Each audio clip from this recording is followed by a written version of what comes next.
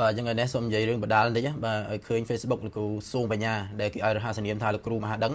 បាទគាត់បានផុសថារបស់ដែលចំណេញដល់ជាតិបែបនេះរឿងយឺតតិចហើយតែបើរបស់ដែលចំណេញដល់បុគ្គលបានលឿនបាទអញ្ចឹងមិនព្រះអង្គយូរអាដាមខូឆាយប្រធានសហព័ន្ធគុណខ្មែរក៏បានឆ្លើយតបនេះបងប្អូនសារ Wen Line នេះបាទបើខ្ញុំអរគុណលោកគ្រូដែលបានបញ្ចេញមតិផ្សេងៗហ្នឹងបាទចំពោះរូបភាពបាទខ្សែក្រវ៉ាត់គុណខ្មែរនេះមានរូបទង់ជាតិខ្មែរហ្នឹងក៏ឃើញមាន account Facebook បាទដែលគេអ្នកខ្លះក៏ថា account របស់វណ្ណដាឈ្មោះម៉ាន់វណ្ណដាក៏បាន share ដែរមានអ្នកចាប់អារម្មណ៍អ្នកវិញ្ញាថា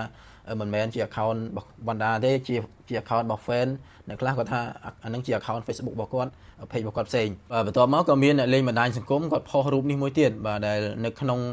ខ្សែក្រវ៉ាត់គុណខ្មែរមានរូបទង់ជាតិខ្មែរហ្នឹងបាទមានរូបគុណគ្រូមានអីហ្នឹងតែនៅក្នុងហ្នឹងមានពាក្យថា WKN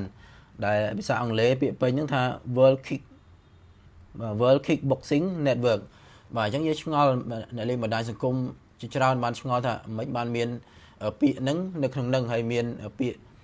Kick Thai Full MMA អញ្ចឹងអាហ្នឹងអត់យល់បាទអត់យល់ថាអ្នកលេងបណ្ដាញសង្គមមួយចំនួនក៏អត់យល់វែងញែកកំពុងតែមានការវែងញែកតាក់ទងនឹងពាក្យដែលមាននៅក្នុង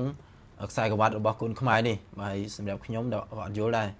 ពីមុនយើងធ្លាប់មើលយូរហើយខ្ញុំមើលតាំងពីជំនាន់ទូសខ្មៅតាមជំនាន់លោកគ្រូអេប៊ូថងវាយដល់ពេលឥឡូវមកបណ្ដាលអន្តរជាតិផ្សេងច្រើនបាទអ្នកទំនងការវាយជាមួយថៃ